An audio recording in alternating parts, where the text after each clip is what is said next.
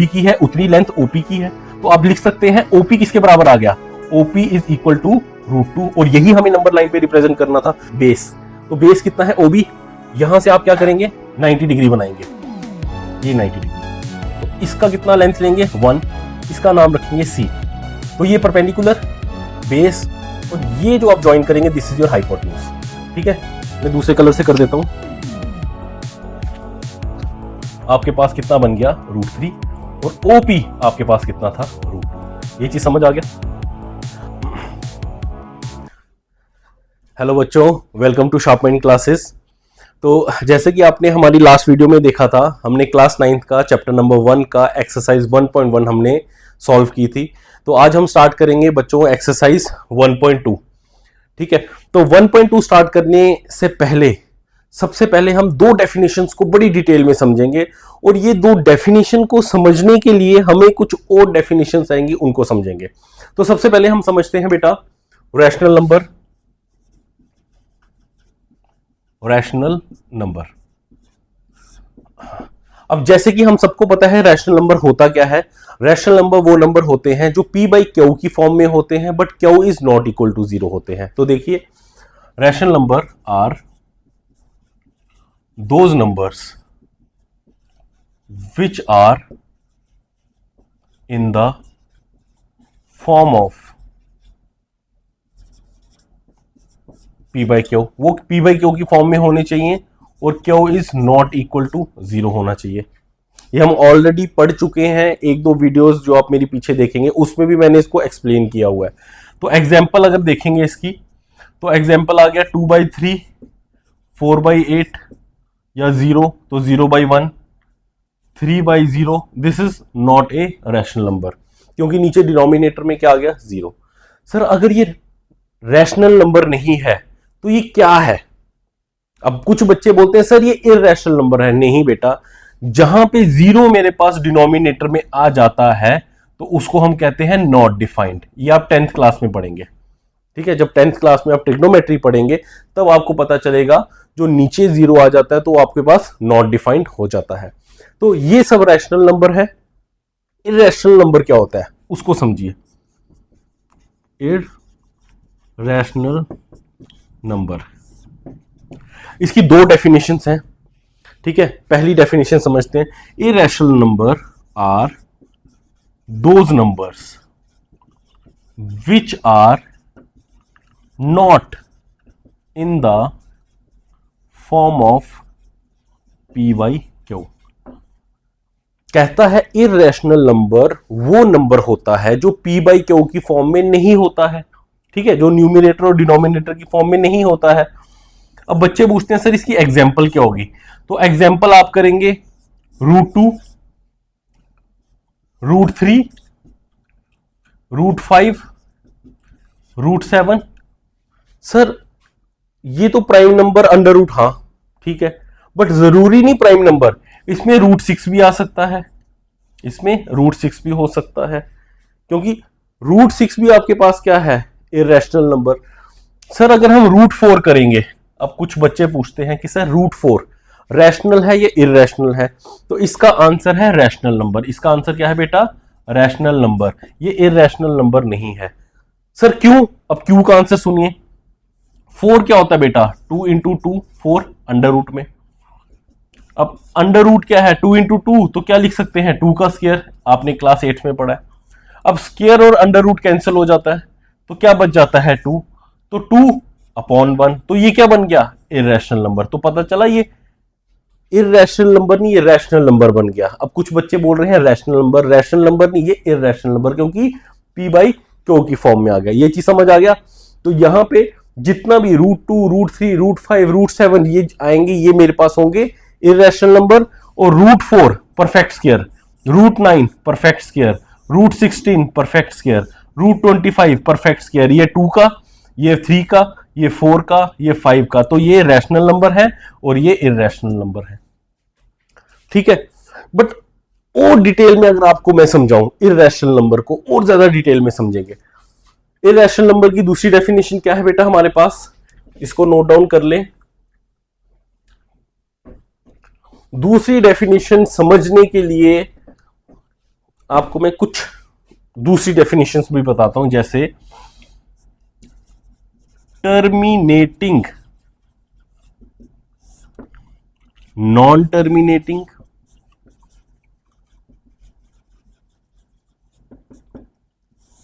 Repeating. Repeating को आपकी math की बुक में रिकरिंग नंबर भी बोला है, एंड नॉन रिपीटिंग। बड़े इजी वे में समझना है इसको बेटा। टर्मिनेटिंग क्या होता है? जो खत्म हो जाता है। टर्मिनेटिंग मतलब खत्म होना।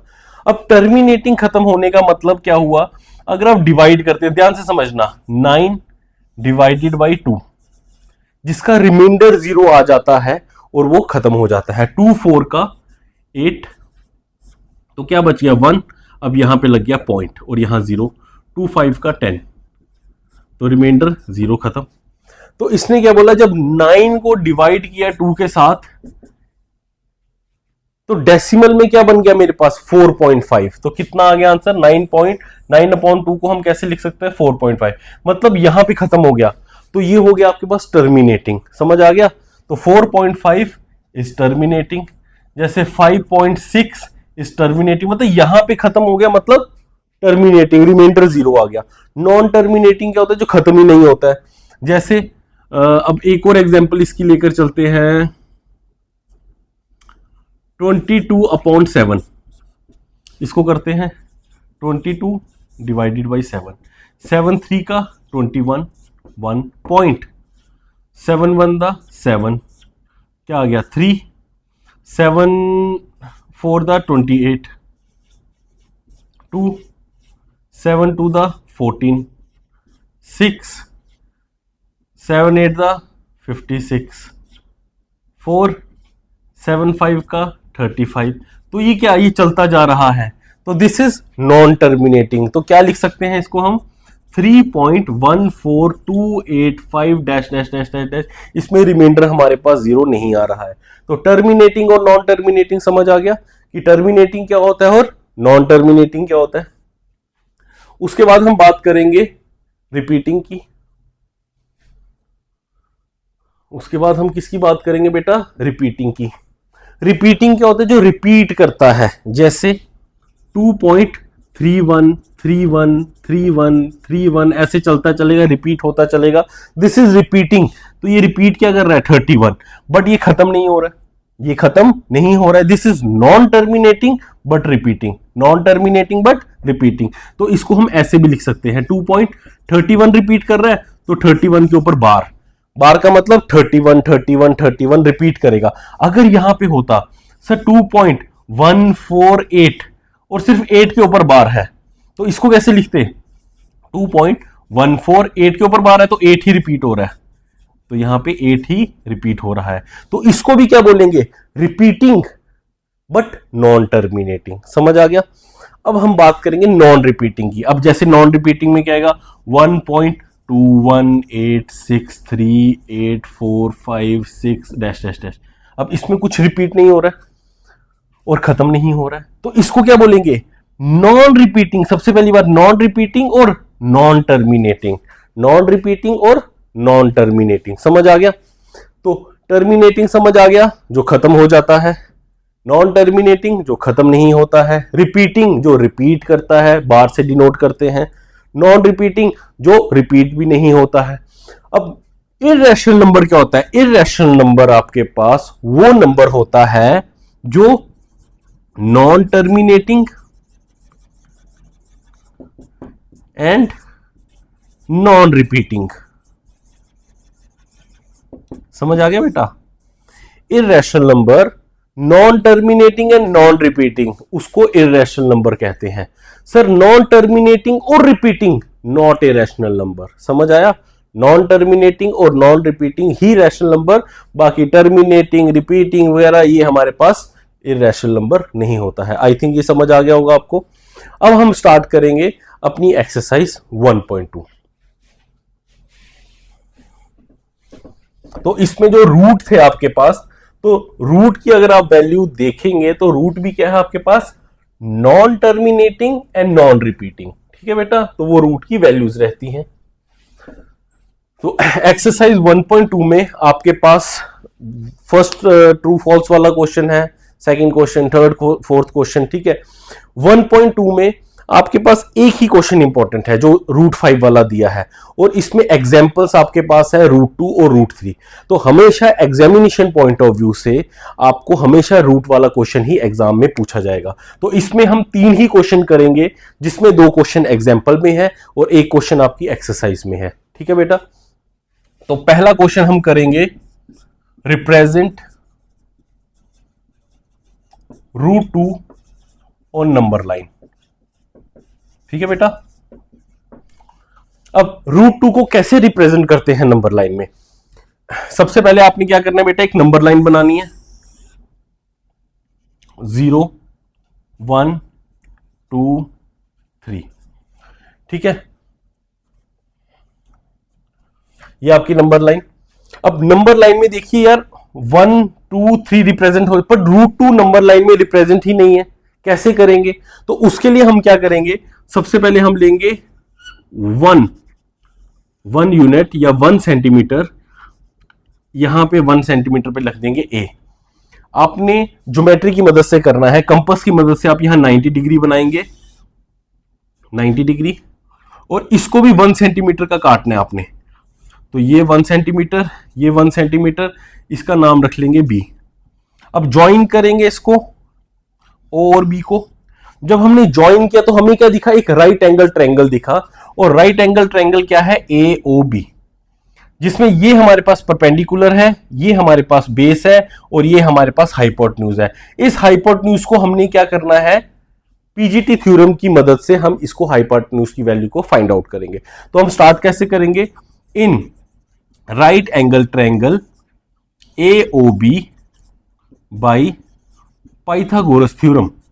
पाइथागोरस थ्योरम क्या कहता है, हाइपोटेन्यूज का स्क्वायर इक्वल टू परपेंडिकुलर का स्क्वायर प्लस बेस का स्क्वायर। अब यहां पे हाइपोटेन्यूज क्या है आपके पास, ओबी, तो ओबी का स्क्वायर, परपेंडिकुलर कितना है एबी, एबी का स्क्वायर प्लस बेस कितना है एओ, एओ का स्क्वायर, ठीक है। अब हमें ओबी की वैल्यू निकालनी है, ओबी का स्क्वायर फाइंड आउट करना है। एबी कितना है आपके पास 1, तो यहां पे आएगा 1 का स्क्वायर। एओ कितना है आपके पास 1, तो यहां 1 का स्क्वायर आएगा।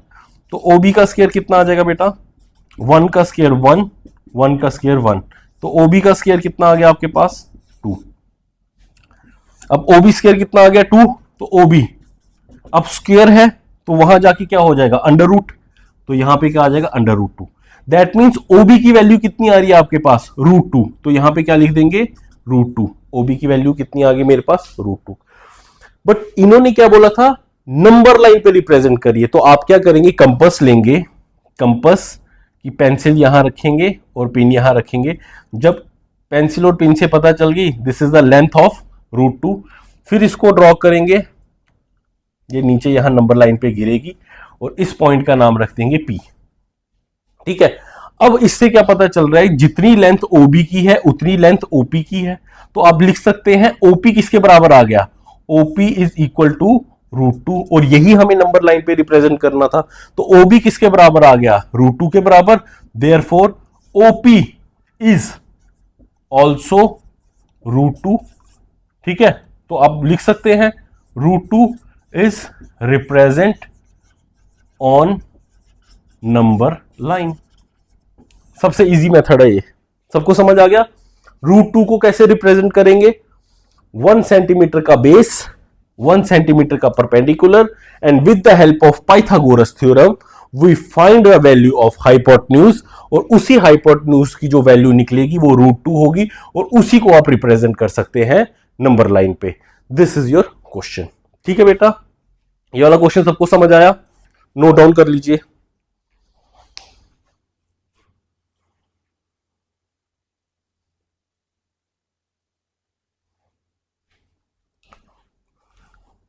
नोट डाउन कर लिया तो नेक्स्ट क्वेश्चन देखें।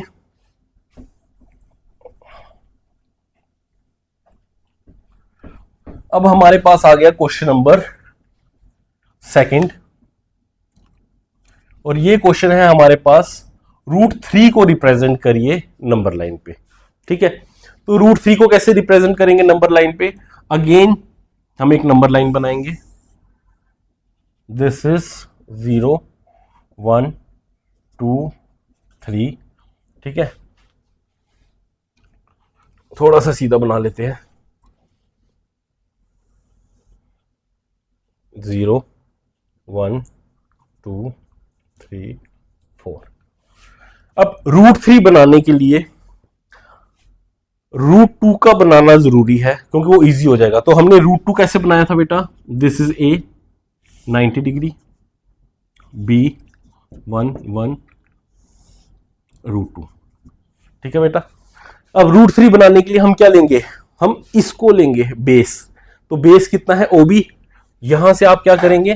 90 डिग्री बनाएंगे, ये 90 डिग्री। तो इसका कितना लेंथ लेंगे? 1। इसका नाम रखेंगे सी। तो ये परपेंडिकुलर, बेस, और ये जो आप ज्वाइन करेंगे दिस इज योर हाइपोटेन्यूज, ठीक है। मैं दूसरे कलर से कर देता हूं, this is perpendicular, this is base, और ये है हाइपोटेन्यूज। इस तरह से ट्रायंगल देखिए आप, ठीक है। अब हमें सॉल्व करना है तो हम क्या करेंगे? इन राइट एंगल ट्रायंगल, अब कौन सा ट्रायंगल लेंगे? ये वाला BOC, BOC। इसमें हम क्या ले लेंगे? बाई पाइथागोरस थ्योरम, हाइपोटेन्यूज का स्क्वायर इक्वल टू परपेंडिकुलर का स्क्वायर प्लस बेस का स्क्वायर। अब हाइपोटेन्यूज कितना आ गया? OC, OC का स्क्वायर। परपेंडिकुलर कितना आ गया? BC, BC का स्क्वायर। बेस कितना आ गया? BO, BO का स्क्वायर। तो यहां पे OC का स्क्वायर, BC कितना आपके पास? 1, 1 का स्क्वायर, और BO कितना आपके पास? रूट टू का स्क्वायर, ठीक है बेटा। अब सॉल्व करिए, OC का स्क्वायर 1 का स्क्वायर 1, रूट 2 का स्क्वायर कितना हो गया? रूट 2 और स्क्वायर कैंसिल, तो क्या बच गया? 2। तो OC का स्क्वायर कितना आ गया? 3। तो OC कितना आ गया बेटा? स्क्वायर है तो वहां जाके रूट। तो OC कितना आ गया बेटा आपके पास? रूट 3। अब जैसे कि आपने इससे पहले वाले क्वेश्चन में देखा था, जो रूट 2 था, आपने जब इसको रिप्रेजेंट किया तो ये यहां पे गिरा, इसका नाम रखा था P। अगर C को रूट 3 आ गया OC, तो इसको जब आप क्या करेंगे? कंपास की मदद से नंबर लाइन पे गिराएंगे तो ये यहां पे गिरेगा, इसका नाम रखेंगे Q। तो OQ आपके पास कितना बन गया? रूट 3, और OP आपके पास कितना था? रूट 2। ये चीज समझ आ गया। अब सर एक क्वेश्चन और आता है, ध्यान से अगर देखना, अगर आप कैलकुलेटर पे भी इनकी वैल्यूज को देखोगे, जो आपके पास ये 1 था, ये 2 था, ये बीच में आ गया 1.2, बीच में कितना आ गया? 1.2। ये एक्स्ट्रा बता रहा हूं आपको मैं, 1.2। जो रूट 2 है उसकी वैल्यू, सॉरी, ये आ गया 1.5। जो P की वैल्यू है, रूट 2 की वैल्यू है, वो क्या होगी? 1.5 से छोटी होगी। कैलकुलेट करके देखना, 1.5 से छोटी। और जो रूट 3 होगा उसका 1.5 से वैल्यू बड़ी होगी, दैट्स वाई ये यहां बनेगा और रूट 2 यहां पे बनेगा, मतलब 1.5 से पहले और ये 1.5 के बाद, बट 1 और 2 के बीच में ही इनकी वैल्यू लाइज करेगी। तो ये चीज समझ आ गया आपको, रूट 2 कैसे रिप्रेजेंट किया और रूट 3 को हमने कैसे रिप्रेजेंट किया इस पे, ठीक। करो नोट डाउन, रूट 2 रूट 3। चलो अभी सबको समझ आ गया है, तो हम एक काम करते हैं, हम इसका रूट 5 वाला भी सॉल्व कर लेते हैं।